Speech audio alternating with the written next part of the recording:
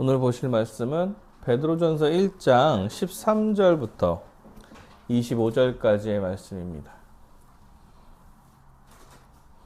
13절부터 25절까지의 말씀입니다.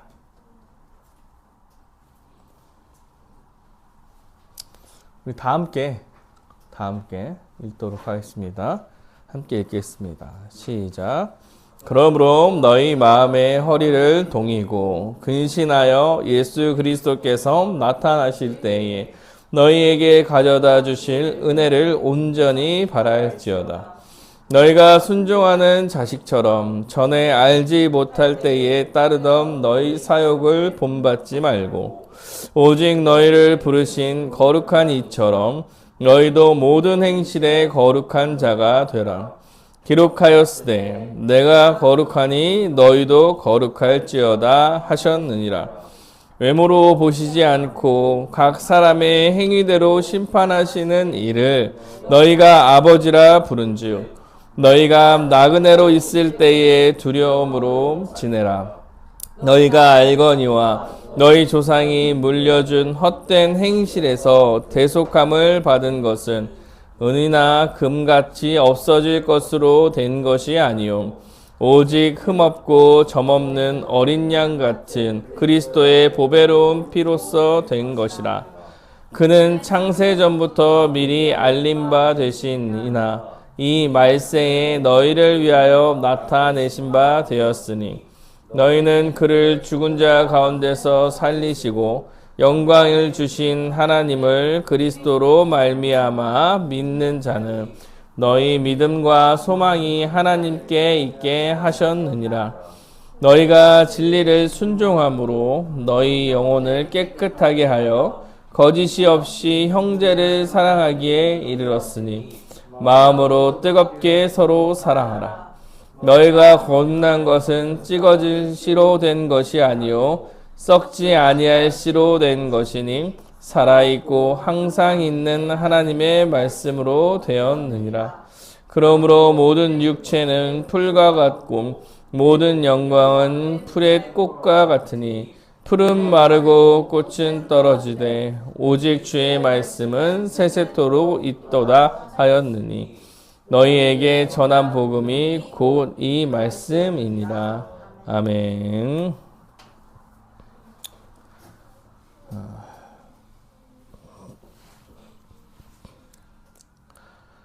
오늘 말씀은 이제 그러므로라고 시작합니다. 사실 그러므로라고 시작하는 얘기는 앞에 있는 말을 쭉 다 하고 나서 그러니까 이렇게 이야기하는 거죠. 그래서 사실 지난주에 했던 말씀을 좀 살펴봐야 합니다. 그러므로 이렇게 얘기한다면 아마도 예수 그리스도의 죽으심과 부활하심으로 거듭나게 하신 산소망이 우리에게 있으므로 이렇게 이야기하는 것과 같아요.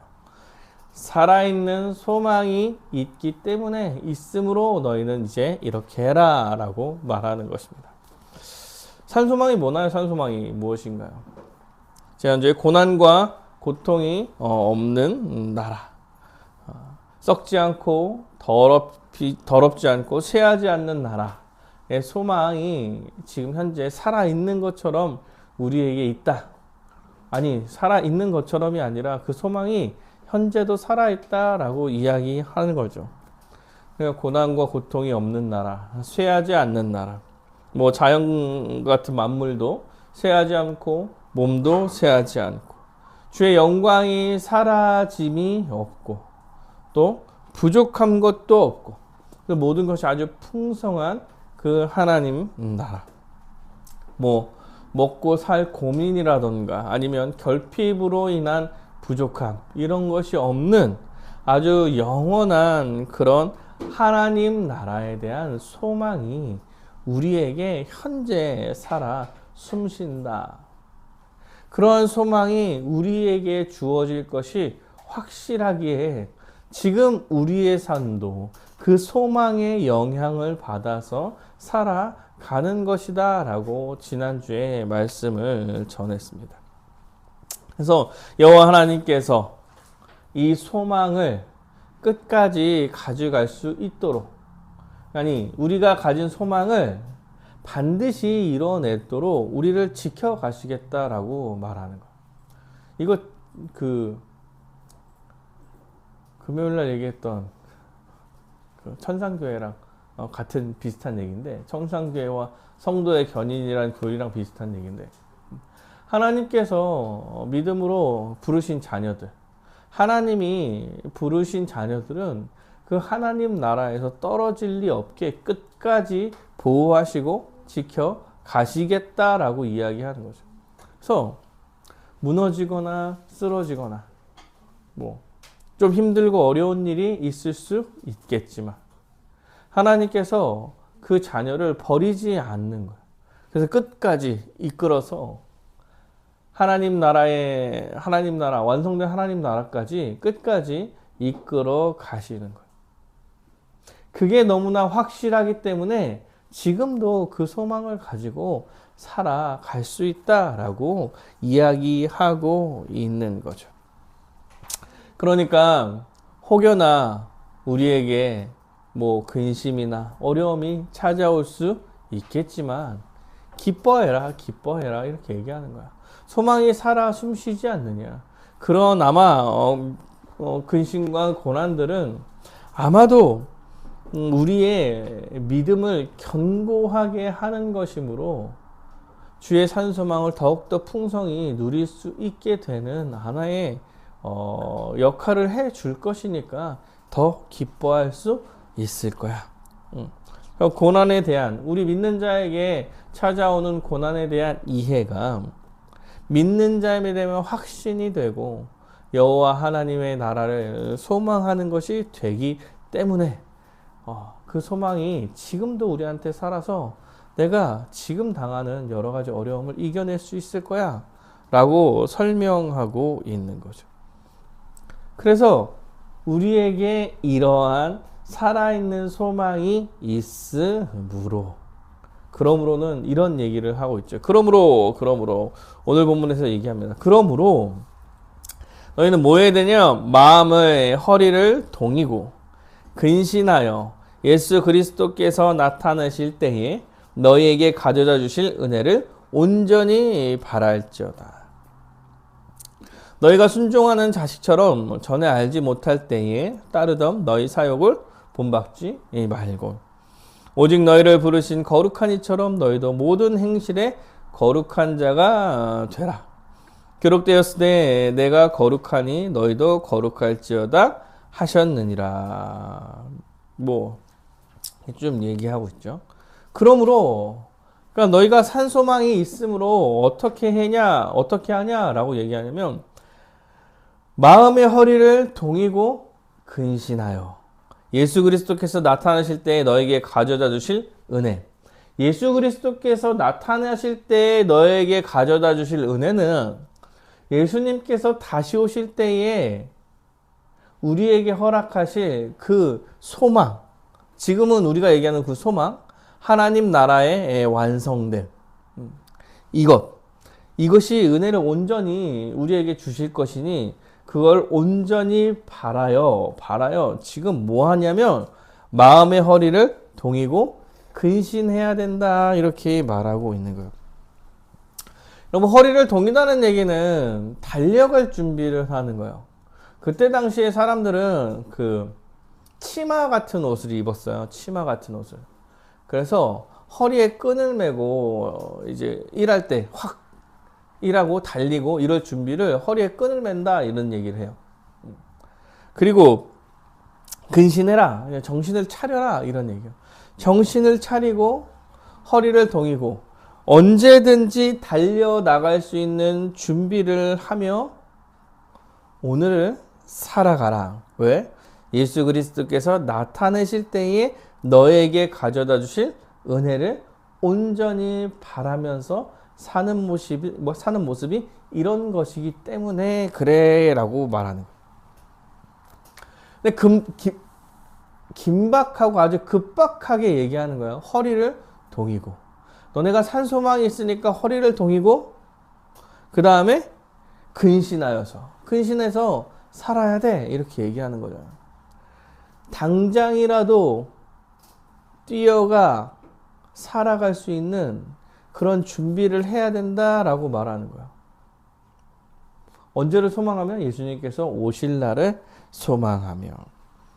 그러니까 실제로 이런 얘기를 하는 거예요. 예수님께서 오실 날을 소망하면 너희들 지금 깨어 있어야 돼. 성경적, 로마서적 표현으로는 깨어 있어야 돼. 이런 얘기를 하고 있는 거예요. 정신을 차리고 내일 예수님께서 오실 것처럼, 언제 예수님이 다시 오실지 모르니 사실은 내일 오실 것처럼 긴박하게 오늘을 살아야 한다라고 지금 말하고 있는 거예요. 소망이 살아있어. 그 소망이 언제 올지 몰라. 그 소망이 은혜를 갖고 올 것인데, 그러면 너희들 지금 긴박하고 긴박하게 주를 위한 삶을 살아야 되지 않겠냐, 달릴 준비를 해야 되지 않겠냐라고 지금 말하고 있는 거예요. 사도들이 복음을 전할 때 항상 그렇게 전해요. 내일 예수님께서 오실 것처럼. 사도 바울도 마찬가지고 모든 사도들이 복음을 전할 때 예수님이 마치 조금 있으면 오실 것처럼 복음을 전했어요. 그리고 그것을 기대하면서 살아가기를, 오늘을 살기를 바라면서 복음을 전한 거죠. 아니요, 사도들은 진짜 자기가 살아있을 때 예수님이 오실 거라는 생각을 했을 거예요. 그러면서 하루하루를 살았어. 주님께서도 말씀하시죠. 언제 올지 모르니까 그거에 신경 쓰지 말아라. 이 얘기는 오늘의 삶을 열심을 다해서 살라고 이야기하는 거예요. 신자로서. 근데 그런 모습이 어떤 모습이냐면, 너희가 순종하는 자식처럼 전에 알지 못할 때에 따르던 너희 사역을 본받지 말고, 오직 너희를 부르신 거룩한 이처럼 너희도 모든 행실에 거룩하게 살아라. 이렇게 얘기하는 거예요. 긴박하게 살아야 되는데, 급박하게 내일 예수님께서 오실 것처럼 오늘 달릴 준비를 하고 살아야 되는데, 당장 내가 예수를 믿었으면 성령을 받아서 당장 지금부터 온 힘을 다해서 살아야 되는데, 어떻게 살냐면 전에 예수를 알지 못했을 때죠. 예수님을 알지 못했을 때에 사욕을 본받지 말고, 이렇게 얘기해요. 우리는 예수를 알지 못했을 때에 어떠한 사욕에 물들어 살아왔던 거예요. 개인의 욕심들, 뭐 내가 하고 싶은 거나, 아니면 내가 동경하던 거, 아니면 욕심, 정욕, 또는 물질, 뭐 이런 거에 물들어서 살아왔던 것을 이젠 본받지 말아라. 이렇게 얘기하는 거야. 그런 것에 너네들 순종하면서 살지 않았어. 이제 그것을 본받지 마라. 당장 뭘 해야 되냐면 그걸 본받지 말아야 하는 거예요. 주님을 알지 못했을 때 여러분 어떻게 살았나요? 어떻게 살았어? 저도 이렇게 생각해보면 주님을 알지 못했을 때 어떻게 살았냐면 뭔가 목표를 갖고 살았겠죠. 그냥 중고등학교 때는 돈을 벌어야 된다는 생각을 가지면서 공부를 했던 것 같아요. 돈을 벌어야겠어. 왜? 하고 싶은 일을 하려면 돈이 있어야 된다고 생각했던 것 같아요. 예수님을 알지 못하는 사람들은 대부분 그런 것들을 추구하면서 살겠죠. 뭐 돈이나 명예. 뭐 요새 같은 거는 뭐 안전한 삶, 뭐 안정감. 되게 많은 돈을 막 원하고 막 이런 게 아니라 그냥 나는 좀 걱정 좀 덜하고 안정감 있게 살아가고 싶다. 뭐 이런 것들을 목표로 하거나, 아니면 쾌락 같은 거, 내가 좋아하고 내가 즐거워하고 이런 것들은 해가면서 살고 싶어 라는 마음. 뭐 사실 대부분 뭐 밑바탕에 돈이 있어야 되는 거여가지고, 돈을 어느 정도 벌어서 안정감을 가지고 쾌락을 꿈꾸는 거야. 쾌라고 얘기하니까 뭐 되게 나빠 보이긴 하는데, 뭐 여행을 한다던가, 뭐 게임을 재밌게 한다던가, 뭐 아이템을 사서 한다던가, 그냥 하면 잘 안 되니까, 뭐 이렇게 좀 이런 것을 하고 싶은 거야. 그게 사역을 물들어 그걸 목적으로 살아가는 거죠. 실제로 예수를 믿지 못하는 사람들은, 알지 못하는 사람들은 실제로 이런 거를 향해 달려가죠. 제가 고등학교 동창들은 거진 성공도 아니었던 것 같아. 그냥 돈이라고 그래, 돈. 돈만 있으면 돼. 심지어 본인이 돈을 많이 벌고 있는데도, 뭐 연봉이 뭐 1억 가차이 되는데도 돈을 벌어야 된다고 부족해서 택배를 하겠대. 이런 친구들이 있었어요. 그 사이에 공간을 때우겠다고. 그래서 뭐 하고 싶나? 그래야 뭐 좀 더 안정감 있는 삶을 추구하는 것 같아요. 조금 더 세련된 애들이 조금 더 본인들 입장에서 세련됐다고 얘기하는 사람들이 그것보다는 가족과 행복이라던가 아니면 여행을 좀 다니면서 살아갈 수 있는 약간 요 정도의 뭐 소소한 행복을 추구하지, 나는 많이 필요 없다. 어쨌든 본인들의 쾌락에 대한 생각을 하면서 그게 목적이고 목표인 것 같아요. 이게 사실 사역, 우리가 예수를 알지 못했다면 우리도 비슷한 삶을 살아가게 될 터인데, 그런데 안타깝게도 예수를 아는 우리들도 이런 생각을 하면서 살아가는 거죠. 벗어나기가 쉽지 않은 생각들인 것 같아요. 우리도 역시 이런 유혹 가운데 살고, 이런 유혹 가운데서 힘써 벗어나면서 살아가는 거예요. 이런 사역을 본받지 않고 너희를 부르신 거룩한 예수처럼 그를 닮아 거룩하게 살아가는 게 우리의 삶의 목표와 목적이 아니라 사역이 목적이 되면서 살아가는 유혹들이 많이 있는 거죠. 뭐 사실 뭐 저도 비슷합니다.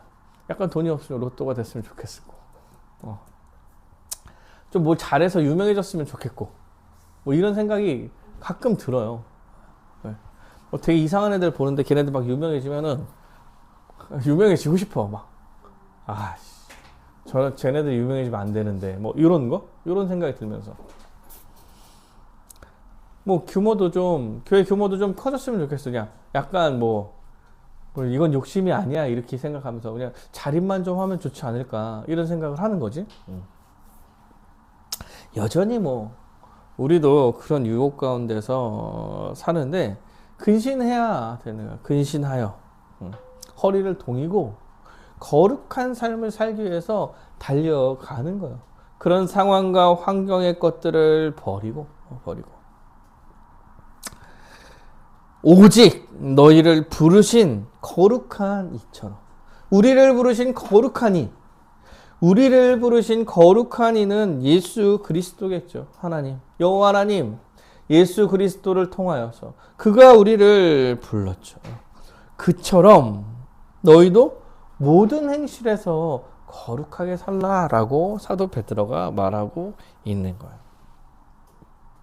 그리고 이거 합니다. 기록되었으니 내가 거룩하니 너희도 거룩해라. 이게 사실은 모세 언약의 약간 핵심적인 내용 중에 하나예요. 내가 거룩하니까 너희도 거룩해. 너희가 거룩해야 돼. 그럼으로써 율법을 주시는 거예요.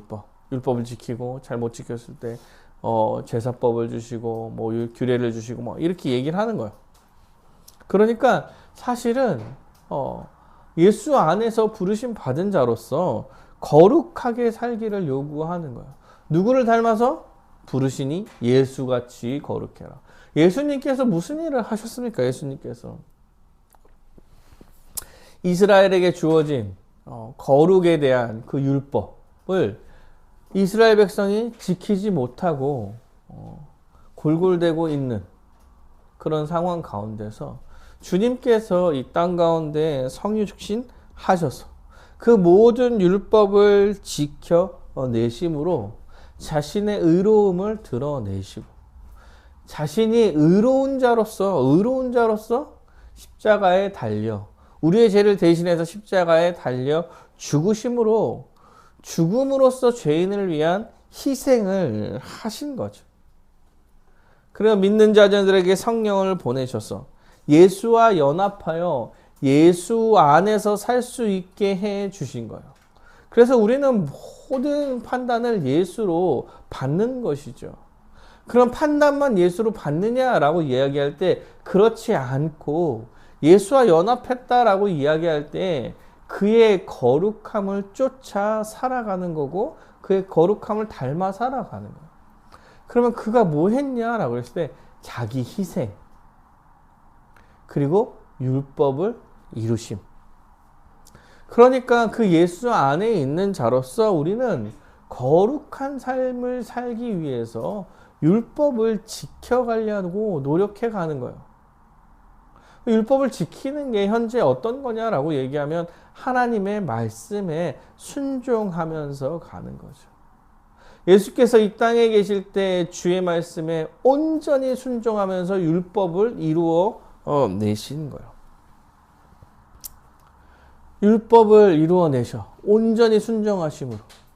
그래서 하신 일이 뭐냐면 우리를 구원하신 거예요. 자신을 희생하셔서 죄인을 구원해 내셨다는 것입니다. 사랑하는 여러분, 예수를 닮아간다라고 이야기할 때 예수를 닮아감으로 거룩한 자라고 이야기할 때 우리는 온전히 그의 말씀에 순종하면서 살아가야 한다라고 이야기하는 거예요.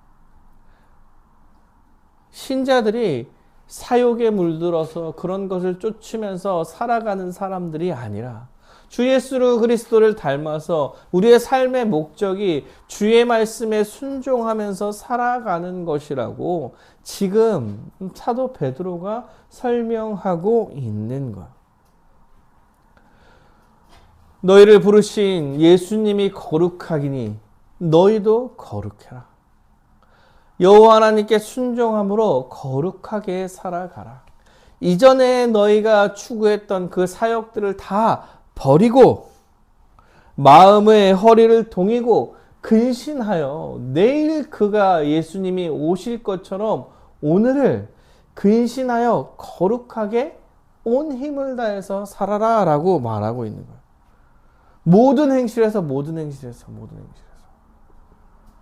어떤 부분은 닮고 어떤 부분은 안 닮아도 되고 이런 얘기를 하는 게 아니라 내가 살아갈 수 있는 어떤 모든 삶에서 주님께 순종함으로 네 거룩을 이루어가면서 살아가라라고 말하고 있는 거예요. 그럼 순종하는 삶을 살아야 한다. 이렇게 말하고 있는 거죠. 17절에 이렇게 나옵니다. 외모를 보시지 않고 각 사람의 행위대로 심판하시는 이를 너희가 아버지라 부른 주 너희가 나그네로 있을 때를 두려움으로 지내라. 거룩하게 살아가야 되는데 왜 그러냐면 외모를 보시지 않고 각 사람에게 행위대로 심판하시는 이를 너희가 아버지라고 부른다. 우리가 아버지라고 부르는 분은요, 우리가 행한 대로 심판하시는 분이에요.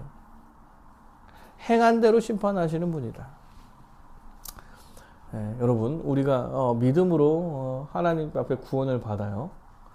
근데 심판을 여호와 하나님께서 하실 때 행한 대로 심판을 하시는 거예요. 행한 대로 심판하시는. 그를 아버지라고 부른대요. 행한 대로 심판하시는 분을 아버지라고 부르고 나는 그를 아버지라고 부르면서 그 아버지가 사시는 곳이 내 뭐요? 고향이고 그러면 내가 지금 잠시 살아가는 이 땅을 나그네로 살아간다라고 이야기하는 거예요. 그래서 나그네로 살아갈 때의 두려움으로 지내라 이렇게 말하고 있는 거죠. 행위대로 심판하시는 그 아버지의 나라에서 원래 우리가 살아가는 자이기에 우리는 행위대로 심판하시는 그 아버지의 나라의 백성으로서 삶을 사는 거예요. 그러니까 그분은 그 삶으로 거룩을 요구하시는 거죠. 우리는 이 땅 가운데서는 나그네로 사는 거예요. 나그네로. 잠깐 머물 나그네의 삶을 살아가는 거죠. 결국 우리는 장차 본향인 고향에 돌아가서 고향의 법칙을 따라 살 거야. 그러니까 나그네로 살 때에 본향을 기억하면서 본향을 소망하면서 본향에 대한 삶을 버리지 말고 나그네 때의 삶에 두려움을 갖고 지내라 이렇게 말하고 있는 것입니다. 사랑하는 여러분, 고향이 아니기 때문에 그곳에 살아가는 법칙이 다르고 원리가 다르고 문화가 다를 거야. 그러나 너는 나그네야 이렇게 명확하게 말하고 있는 거예요. 나그네야. 거기서 평생 살 사람이 아니야. 그러니까 그 나라의 삶과 문화와 원리에 동화되지 않고 너의 고향의 삶의 법칙을 버리지 말고 살아야 돼 라고 지금 말하고 있는 거예요. 결국 우리가 살아갈 곳은 고향인 하나님 나라예요. 하나님 나라에서 하나님의 자녀, 하나님의 백성으로서 살게 될 그날을 소망하면서 나그네로서 오늘 이곳에서 살아가는 것. 사랑하는 여러분, 그러니까 우리는 그 고향에서 받을 심판을 두려워하면서 사는 거지, 이 나그네 때 겪는 어떠함을 두려워하면서 살아가는 사람이 아닌 거죠.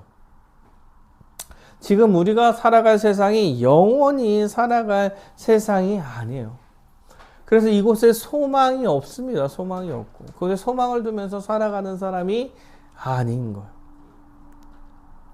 그러니까 그때 그 땅에서 겪은 두려움을 그냥 잘 받으면서 살아가라 라고 지금 여호와 하나님, 사도 베드로가 지금 말하고 있는 거죠. 고향이 아님을 명심해라. 고향이 아닌 곳에서 고향을 꿈꾸며 하나님 나라를 고향을 둔 자로서 하나님 나라의 백성으로 거룩함을 추구하며 거룩함으로 살아가라. 그 본향에서 우리는 거룩하게 살 것이기 때문에 그 거룩하게 살아가라 라고 이야기하고 있는 것입니다. 근데 우리가 뭐 완벽하게 거룩하게 살아갈 수 있는 존재 자체가 아니죠. 아니에요.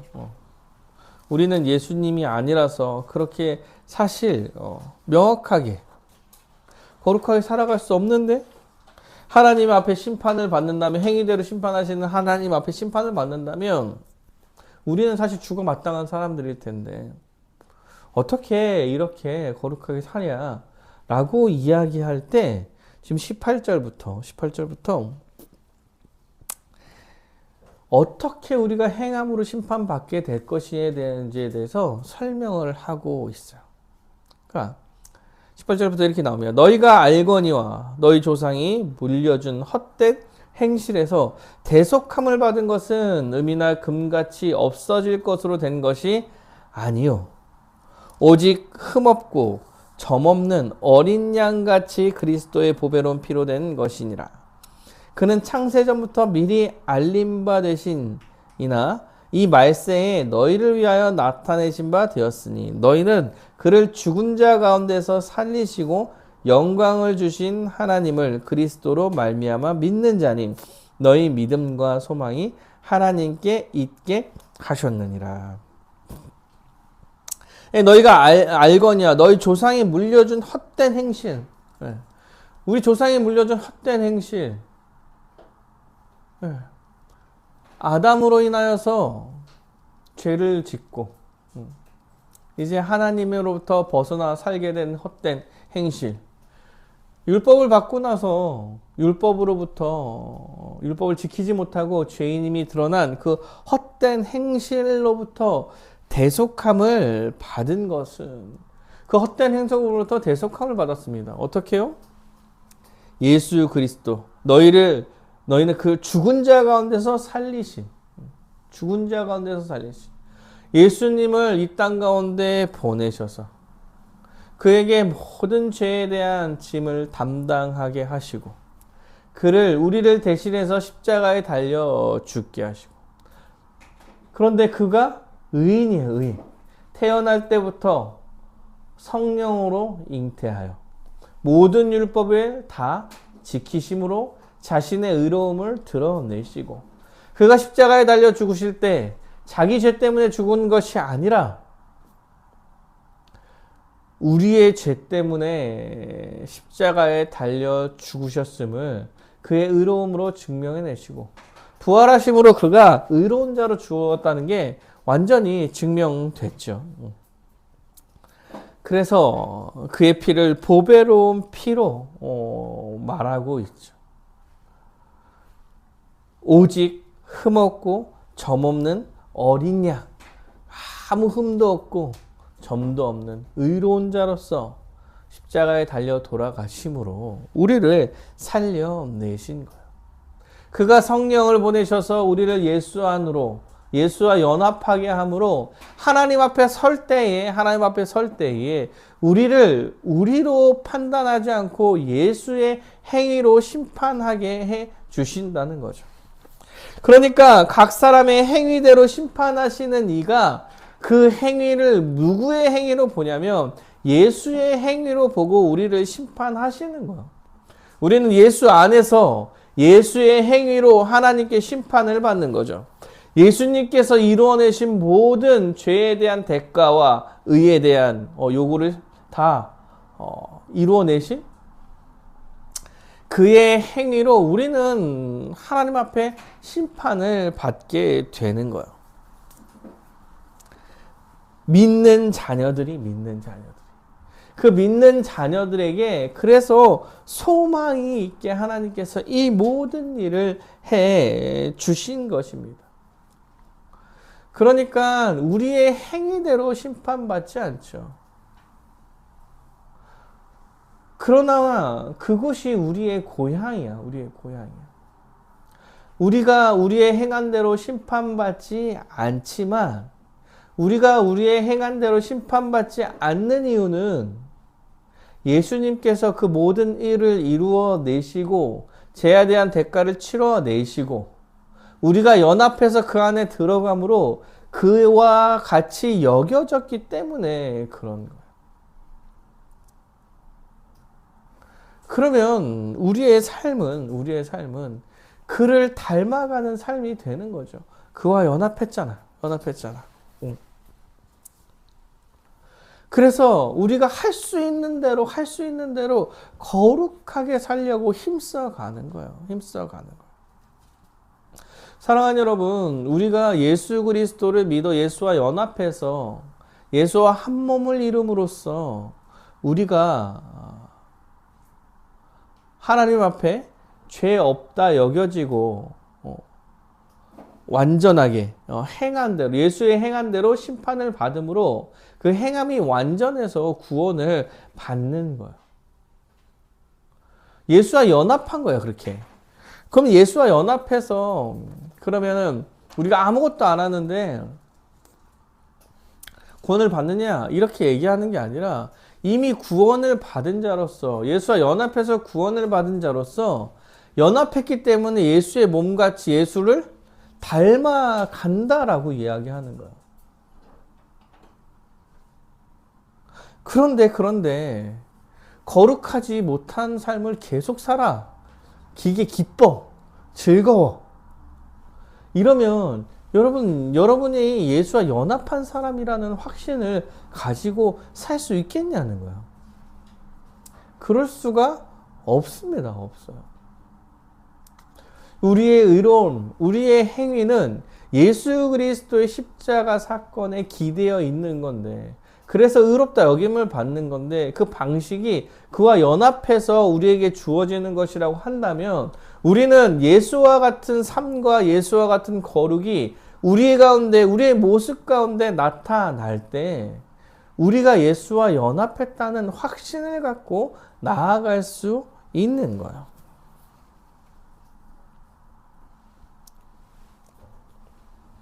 그래서 예수님께서 모든 율법을 이루실 때 그에게 순종함으로 모든 율법을 이루신 거죠. 우리도 마찬가지로 예수님께 순종하고 주의 말씀에 순종하면서 살아가게 되는 거죠.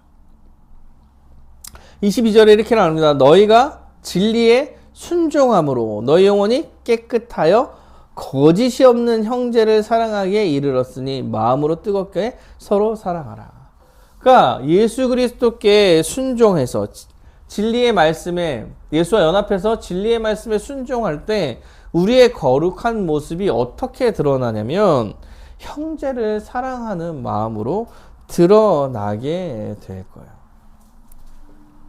너희가 거듭난 것은 찌거질 씨로 된 것이 아니요 썩지 아니할 씨로 된 것이니 살아있고 항상 있는 하나님의 말씀으로 되었느니라. 그러므로 모든 육체는 풀과 같고 그 모든 영광은 풀의 꽃과 같으니 풀은 마르고 꽃은 떨어지나 오직 주의 말씀은 세세토록 있도다 하였으니 너희는 너에게 전한 복음이 곧 이 말씀이니라. 네. 꽃은 시들고 풀은 마르고 꽃은 시들지만 주의 말씀이 영원하고 그 영원한 진리의 말씀에 우리가 순종하면서 살아가는 것인데 그 살아가는 거룩의 모습이 어떻게 나타나냐면 거짓 없이 형제를 사랑하기에 이르러 뜨겁게 서로 사랑하는 모습으로 나타나게 될 거랍니다. 사랑하는 여러분, 여호와 하나님의 말씀에 순종하면서 살아가는 것, 우리가 예수를 믿어 연합함으로 거듭났다라고 이야기할 때 우리에게 보여지는 거룩의 아주 근본적인 모습은 형제를 사랑하면서 살아가는 거예요. 형제를 살아가면서 살아가는 게 우리의 거룩에 대한 모습이에요. 우리의 사욕, 욕심, 이거 다 우리를 위한 삶을 살아왔던 사람들인 거예요. 나를 위해서 내가 안정감을 갖고 내가 평안함을 갖고 내가 즐겁고 내가 어떻게 살아가기를 바랬던 사람들이 이제 예수와 연합해서 예수님께서 모든 주의 율법에 순종함으로써 자기를 희생해서 이웃인 우리를 살려내신 거예요. 우리는 그 거룩을 본받아 그 거룩을 닮아서 살아가는 사람들이라고 이야기한다면 우리에게 제일 먼저 비춰지는 모습이 자기를 부인하고 자기를 희생해서라도 형제를 사랑하는 모습이 나타나는 게 우리의 거룩의 모습이라는 거예요. 예. 살아갈 때 여러 가지 일들이 일어납니다. 여러 가지 일들이 일어나서 여전히 유혹 가운데 있어서 여전히 내 욕심과 내 유익을 구하며 살 때가 생겨나지만 그럼에도 불구하고 우리는 그것을 따라서 살려고 하지 않고 회개함으로 돌이켜 우리의 삶의 방향성을 바꾸고 예수를 닮아서 우리의 형제, 자매를 사랑하는 삶을 살려고 힘써 간다는 거예요. 내 유익과 내 이익을 포기하고 예수님께서 자신을 희생하고 살아왔던 것처럼 형제를 사랑하는 모습으로 살아간다는 거예요. 그리고 이 진리가 썩지 않고 영원할 거예요. 우리가 소망하는 다음의 세상에서도 이 삶이 여전히 우리 가운데 있을 것이고 이게 하나님께서 처음 만드실 때에 완벽하고 행복한 나라라고 만드신 세상인 것이에요. 그래서 우리는 그 나라를 고향으로 두고 사는 사람으로서 그 나라의 법칙인 형제 사랑을 하나님의 말씀에 순종하는 삶으로 알고 거룩하게 오늘을 살아내려고 힘쓰는 거죠. 어떻게 살아가야 돼요? 당장. 내일 예수님께서 오시는 것처럼 오늘을 힘써 살아야 되는데 그 모습이 형제를 사랑한, 형제를 대충 사랑하지 않고 어떻게 사랑하면 뜨겁게 사랑한다. 뜨겁게. 예수님께서 가져다 주실 그 은혜를 생각하며 그 나라에서 정말 더 뜨겁게, 완전히 뜨겁게 사랑할 그 나라를 소망하며 오늘을 형제를 사랑하는 삶을 교회 안에서 꿈꿔 가야 하는 거죠. 말씀을 좀 정리를 해보겠습니다. 사랑하는 여러분, 주의 백성으로 거룩한 행실을 살아간다는 얘기는 형제를 뜨겁게 사랑하는 거예요. 형제를 뜨겁게 사랑하는 거예요. 우리가 산소망을 가지고 다음 세상의 삶을 산다는 얘기는 형제 자매를 뜨겁게 사랑하면서 살아간다라고 이야기하는 거예요. 사욕을 버리고 여호와께서 진리에 순종함으로 나아갔던 것처럼 그가 희생하여서 모든 구원을 이루어낸 것처럼 우리도 나를 희생해서 형제를 사랑하는 삶을 살아가야 한다고 말하는 거예요. 사랑하는 여러분, 뜨겁게 형제 자매를 사랑하면서 살아가는 여러분이 되셨으면 좋겠습니다. 어떠한 상황에서도 여러분 뜨겁게 사랑하는 게 뭐예요? 형제 자매를. 어떠한 상황에서도 여러분 여러분의 삶 속에서 어떤 상황에서도 어려운 일이 있을 때나 슬픈 일이 있을 때나 기쁜 일이 있을 때나 교회의 형제 자매가 생각나면 좋겠다. 형제 자매를 사랑한다 이렇게 얘기할 때 힘들 때도 기쁠 때도 교회의 형제 자매와 나누고 싶어지는 마음이 있는 게 좋을 것 같다라는 생각을 좀 해보는 것 같아요. 우리가 살아가는 삶을 살아가면서 그런 생각 하잖아요. 진짜 기댈 데가 없구나. 이럴 때 그래도 기댈 수 있는 데가 교회의 형제 자매들이었으면 좋겠다. 그리고 내가 형제 자매들의 기대는 기둥이 될 수 있었으면 좋겠다. 저도 잘 못하지만 서로에게 더 관심을 갖고 도울 것이 없는지, 왜 힘들어하는지, 왜 슬퍼하는지, 왜 기쁜지, 그래서 서로에게 도움이 되는 사이였으면 좋겠다라는 생각을 해봅니다. 그리고 사랑이 항상 기대어 주는 것만은 사랑이 아니죠.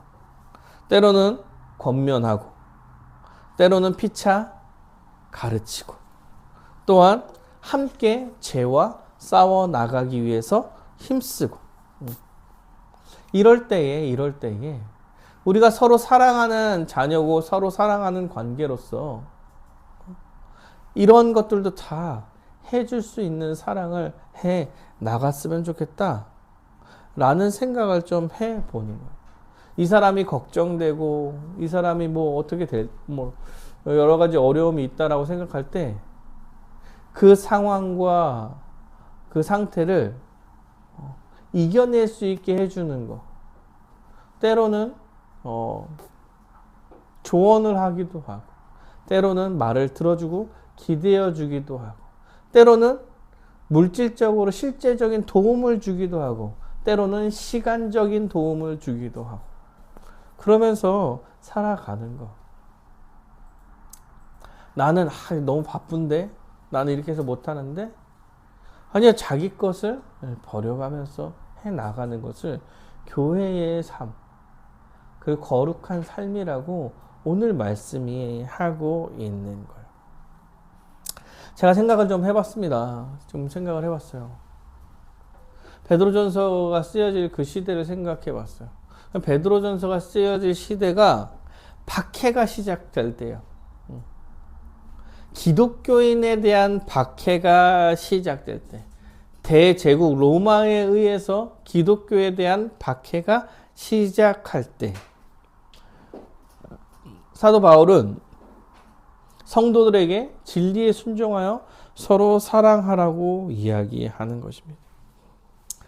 박해가 시작되는 상황에서, 목숨이 오가는 고통이 있는 상황에서, 여러분, 목숨이 오간다는 얘기는 진짜 그 배반과 배신과 그런 여러 가지 것들이 계속 오가는 상황 가운데서 거룩하게 행하여 서로 사랑하라고 이야기하는 거예요.